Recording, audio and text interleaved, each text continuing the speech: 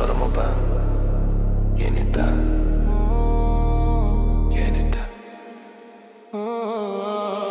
yandım ama dumanımdan yol buldum. Küllerim konuşur, ben sustum. Şehir gri, kalbim donuk. Her gece kayboldum ama sabah doğdum. İçimden geçer her ses. Korkularımı tanırım, bilirim hepsini tek tek. Yıkar ama adımlar net. Bu hayat beni ezdi ama ben yine reset. Yeniden düştüm ama kalktım, evet yine ben.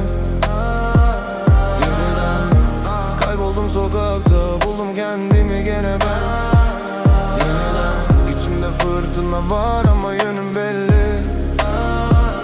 Yeniden her şey biter, ben başlarım yeniden.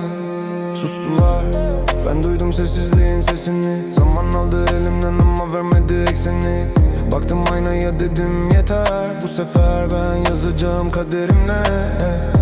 Karanlıktan korkmam artık. Yol uzun, sabırla yürür her adımda mantık. Gözümde dünya, kalbimde Ankara. Yıkılmam kolay değil, bende var inat var.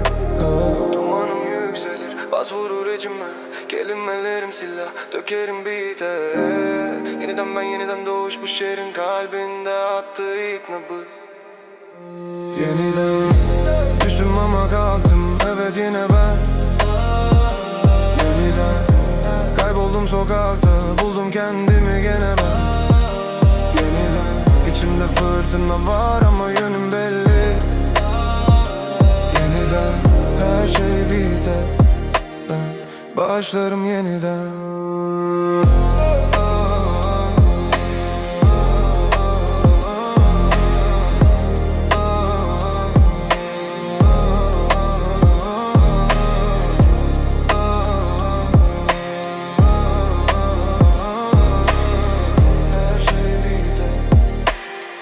Ama ben